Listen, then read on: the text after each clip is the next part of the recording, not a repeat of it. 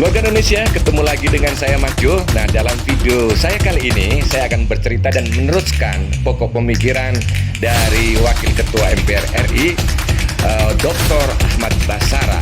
Dan berikut ini juga saya lampirkan beberapa pokok pemikiran kawan-kawan dan masyarakat yang ada di sekitar saya, di antaranya teman-teman jurnalis. Mari kita ikuti bersama. Terima kasih.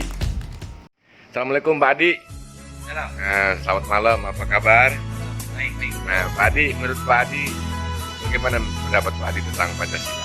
Kalau Bajo, pendapat saya, Pancasila adalah sebagai dasar falsafah negara Republik Indonesia, tidak bisa dirubah sedikit pun dari dulu hingga sekarang, apalagi dari sila dan sebagai apa penggantinya akan dirubah, tidak bisa.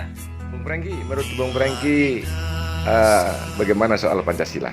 Pancasila adalah sebagai lambang negara Republik Indonesia yang di dalamnya terkandung semua silsilah yang tidak bisa dirubah sampai kapanpun dan dulu sampai sekarang, dan itu mengandung fundamental sebagai landasan hukum dari dasar negara Republik Indonesia sampai kapanpun hingga sekarang tidak bisa dirubah siapapun itu orangnya. Terima kasih Pak Jo.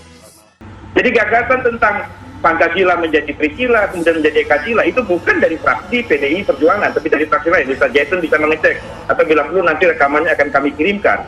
Karena bagi PDI Perjuangan, saya kira dengan keluarnya keputusan Presiden nomor 24 tahun 2016, tanggal 1 Juni 2016 yang lalu, yang menetapkan proses kelahiran Pancasila itu satu proses, di mana dimulai dari pidato 1 Juni Bung Karno di depan sidang BPUPK, mengalami perkembangan dalam naskah Piagam Jakarta oleh Panitia 9 dan konsensus final di tanggal 18 Agustus 1945 sebagai satu kesatuan proses lahirnya Pancasila sebagai dasar negara yang telah kita terima semua sebagai konsensus berbangsa dan bernegara kita. Sehingga oleh karena itu bagi PDI Perjuangan, sekalipun kami ulangi, pidato 1 Juni Bung Karno itu menyebut Pancasila, Trisila, dan Ekasila, tetapi ketika kita bicara negara dalam arti formal negara, maka yang diterima oleh sidang BPUPK, yang dibahas oleh Panitia 9 dan disetujui dalam Panitia Persiapan Kemerdekaan Indonesia 18 Agustus 1945 adalah Pancasila, bukan bentuk-bentuk sila yang lain. Sehingga oleh karena itu saya terima kasih, ini saran untuk klarifikasi dan tabayun, Ustaz. Gagasan itu bukan muncul dari fraksi PDI Perjuangan, karena kita bersepakat bahwa konsensus bangsa Indonesia final di tanggal 18 Agustus 1945. Jadi terkait dengan eksistensi rancangan undang-undang ini, Ustaz Zaitun dan pemirsa TV sekalian, saya kira apa yang menjadi beban tanggung jawab pembinaan ideologi Pancasila dengan arus deras globalisasi dengan membawa ideologi-ideologi transnasional itu, yang menjadi gagasan besar tokoh-tokoh di BPIP, kemudian tokoh-tokoh lain termasuk Ketua MPR Bambang Susatyo, pada tanggal 3 Oktober 2019 yang lalu, ketika melakukan pidato politik, secara tegas kami di MPR mendukung untuk menaikkan legal standing BPIP yang saat ini payung hukumnya hanya setingkat perpres menjadi undang-undang. Kemungkinan adakah komunikasi terbuka yang dilakukan oleh pemerintah ataupun MPR begitu kepada mungkin pihak-pihak lain agar mengakomodir begitu? Ya, jadi dalam Undang-Undang Pembentukan Peraturan Perundang-undangan atau Undang-Undang 12 tahun 2011 tapi ada kewajiban pemerintah dan DPR untuk mensosialisasikan setiap rancangan undang-undang ini kepada masyarakat luas, kepada publik, untuk menerima, mendapatkan masukan, saran, kritik, dan lain sebagainya demi penyempurnaan sebuah rancangan undang-undang.